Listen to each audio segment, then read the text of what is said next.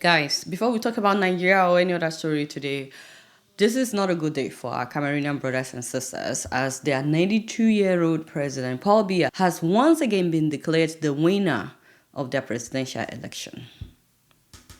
Guys, this is his eighth time of being declared the winner. Imagine for the eighth time. They're telling us that Paul Biya is the winner of this election. This is wrong.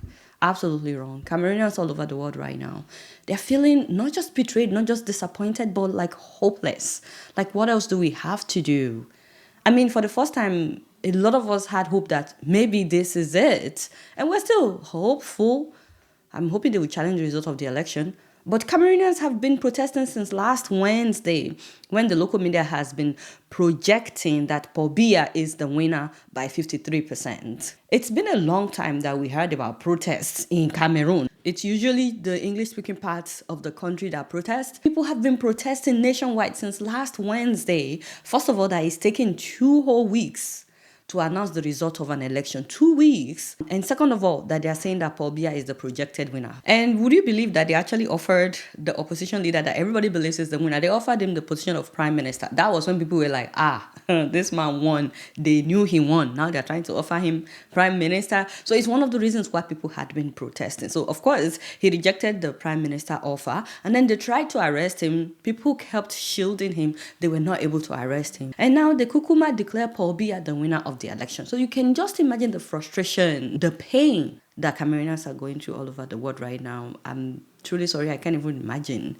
how you feel. As Nigerians, can you imagine us having a president that will be in power for 8 times? The devil is a liar. It's so unfortunate that, once again, they put the police out there tear gassing people. As a matter of fact, they opened live ammunition. They are reporting that officially 4 people have been killed. People are saying that it's more than that. And a lot of people have been arrested because they are protesting everywhere. Even at the capital, Yaoundé, they are arresting people everywhere, which is so unfortunate. So I'm so sorry for Cameroonians that are going through this.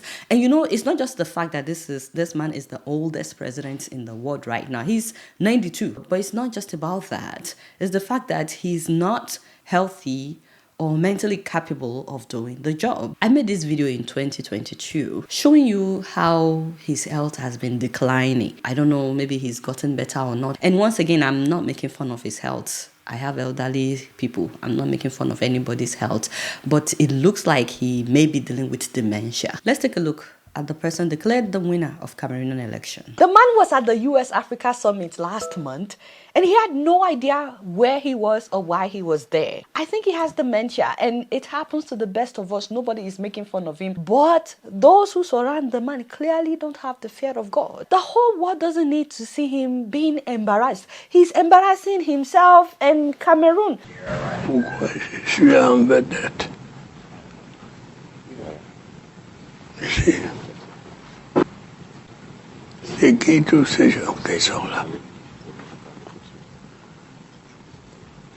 Pourquoi je n'ai pas demandé ça?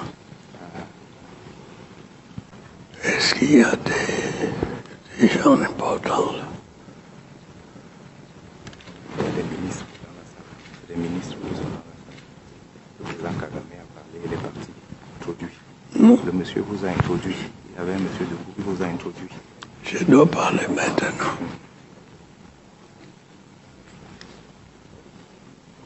Vous pouvez rester assis, parler assis. Vous pouvez parler assis, étant assis. Ici? Oui. Pourquoi? I mean, it's so sad. The man just sat there, he farted. He kept looking at the pamphlet in his hand for minutes. That is supposed to be his speech. Then he farted again in public. He put down his pamphlet. His aide came back to prompt him to speak.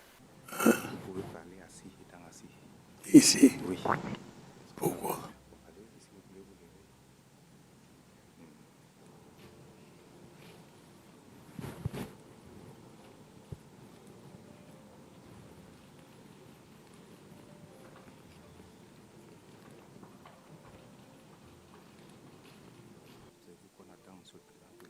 C'est moi.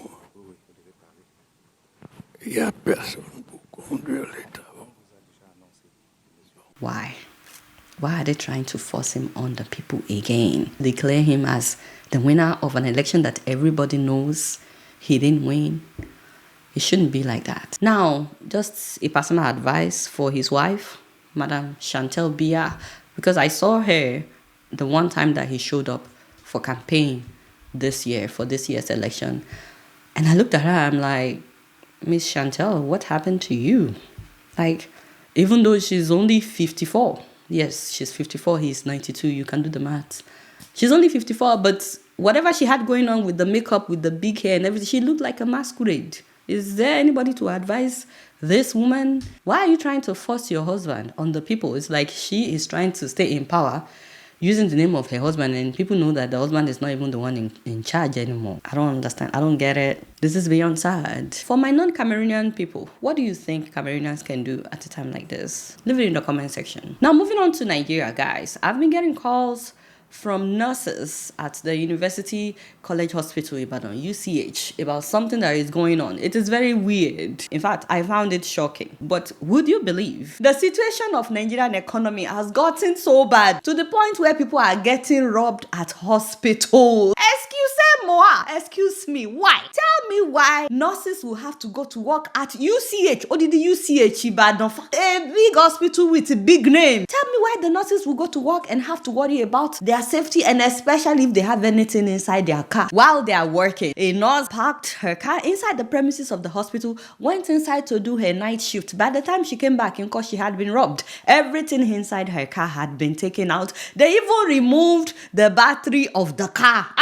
Can you imagine? This is not a 5-minute robbery, because somebody that will pack everything you have inside your car, everything you have inside your trunk, your boot, including to remove your battery. This person took their time. How is it that the security men did not catch a glimpse of this? Do they not have CCTV on the premises of the hospital? I heard about another nurse that packed her car, went upstairs to do something real quick. By the time she came back in, her groceries, everything this woman bought to cook food for her children that day, they had stolen everything. In fact, they broke her windshield just to have access. How is that supposed to be? And it's not as if they are targeting nurses, so anybody can be targeted. I heard about another staff whose car was actually, they removed all 4 tires. They removed all 4 tires. God, this is not a laughing matter. They removed all 4 tires. Can you imagine? At the premises of the hospital. It's gotten so bad that they are going inside the ward to rob patients. Imagine you going, hey God, you went to the hospital for treatment. Now you have to worry about being robbed. This is not a joking matter. Taking people's phones, taking purses, like why? And I've heard about many other cases as well. Some people getting robbed at the entrance of the hospital. Really, I know that the economic situation is bad. I know. But the hospital can do better. If you don't have enough people as security men, hire more people. If you don't have CCTV everywhere, install CCTV. This is wrong. And now people are afraid to even drive to work. People are taking Okada to work when they have their car parked at home, just because they may be robbed. Until UCH, do not destroy the name of UCH. It's as if the Nigerian government has actually abandoned this hospital. There has been several times we talked about power outage, sometimes lasting for weeks at this big hospital. How are they supposed to carry out surgeries when there is no power? You'll be telling patients to go and buy petrol, buy diesel before they will operate on them. The devil is a liar. Whatever you need to do, fix the situation of things. So they may come out now and say, there was nothing like that. Nothing happened. Shoo. Something very similar happened at the beginning of this year when students at the University of Ibadan, not the hospital, but University of Ibadan, students said that they were robbed, and the robbery lasted for hours. They said a few hours. Anything that is up to 2 is plural. So even though they said it's a few hours, it must have lasted at least 2 hours of robbery. The school authority came out and said that nothing like that happened, that there was no robbery. The school said that there was no robbery, and the students were like, we were robbed. They said the management of the university has faulted a media report that there was an armed robbery case. The incident involved just a lone thief who fled immediately when an alarm was raised, and the safety officers swung into action. So the school was saying that it was just one thief. Just one thief. They were saying that there was no robbery like that. It was just one thief.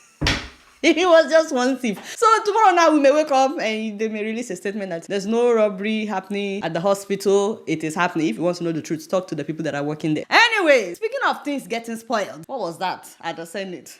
Tell me. Hey, God. As you guys know, Senator Natasha is back at the Senate, and her very first preliminary, this woman brought up a very serious case of Nigerian girls being trafficked in Libya, being used as sex slaves, and why the government needs to be aware of this and do whatever they need to do to get them out of there. And you will not believe what happened. I do have an additional prayer that the Nigerian Immigration and Prison Services should liaise with the Libyan prisons to repatriate Nigerian female prisoners who birthed children in prisons. This is born out of the fact that numerous Nigerian women who were sex trafficked to Libya and happened to escape the unworthy, unhuman situations were arrested and detained in the Libyan prisons, and they are being used to satisfy the sexual urges of the prison warders and prison officials, and many have given birth to children who live in the prisons. So I would appreciate the chambers and my colleagues do approve this so that children, innocent children who are of Nigerian heritage, do not suffer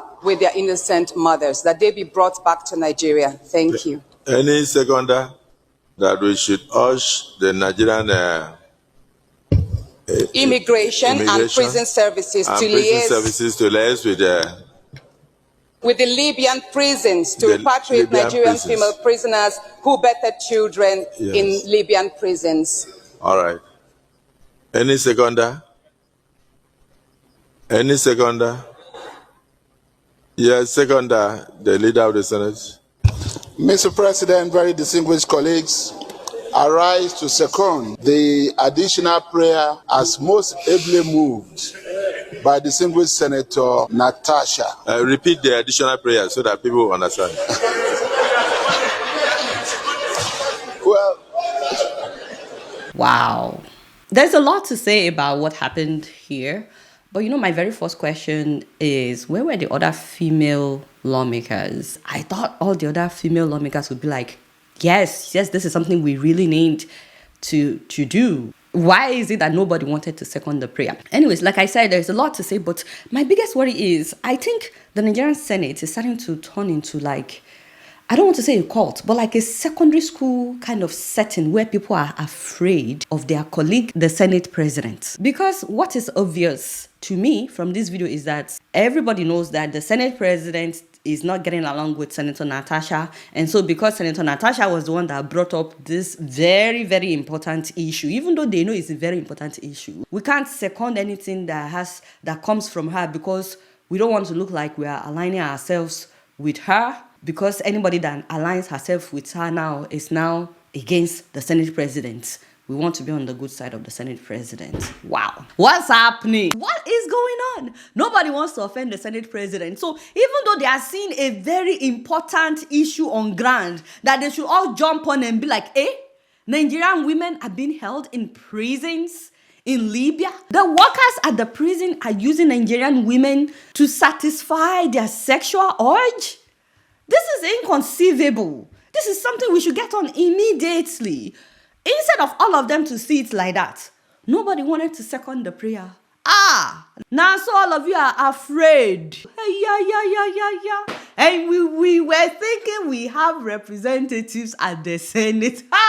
God. Shoo, you're only there for a few years, representing the people. You are not there on your own behalf. You are there on behalf of the people. If you cannot stand up for something this serious, we are in soup. We are gented. Anyways, we are watching what is happening. Lastly, this is a public service announcement for Africans living in America. Tell me why LemFi has been calling me that so many of you've won their prizes. They've been giving away all kinds of things for the last number of weeks. They've been doing prize giveaways. And there's so many of you, they've emailed you that you won. Come and claim your prize. You are not responding to your emails. I'm like, why? So right now, they have gifts that people are not claiming. They said there's a $500 gift card. 2 of them Nobody has claimed them. I said, yeah, that is $1,000. I said, okay, you send it to me. They said, no, they cannot send it to me.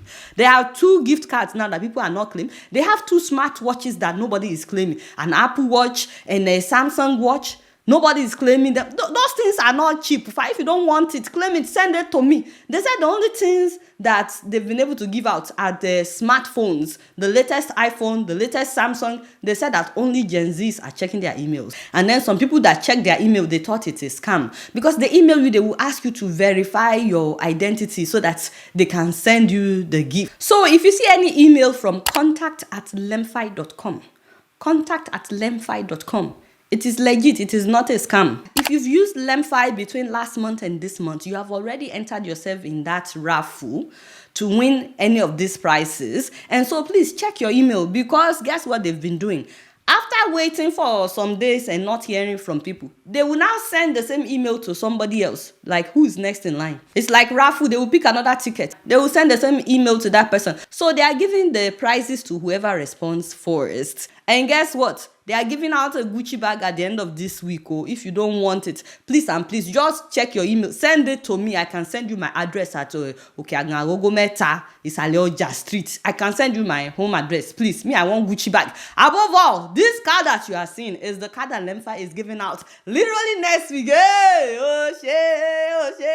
brand new Toyota Cross. Ooh, father, brand new. 2026. This car just came out this month. If you are yet to download LemFi, you can download it today and enter the raffle for this car. If this is your first time of using LemFi, download it. Send at least $5 to anybody in Nigeria, Tanzania, Ghana, Uganda, Rwanda, Cameroon, Gabon, Gambia, and Benin Republic. You can even send it to your own personal bank account back home. Send at least $5. Make sure that you enter my name as promo code before you send anything. And if you've been using LemFi before now, you are also eligible. All you need to do is send at least $100 to anybody in those countries or to your own personal account in those countries. And you've entered yourself in the raffle to win that brand new car. So make sure that you win this car and then send it to me. Me, I want to change my car. I really want to change my car. If you don't want it, send it to me. Hit that subscribe button if you're yet to. All right, y'all, it's Biya and I'm keeping you right up in here. Don't forget to follow me on Facebook, Twitter, Instagram, and TikTok. Until next time, I'm going to see you all later. Peace out.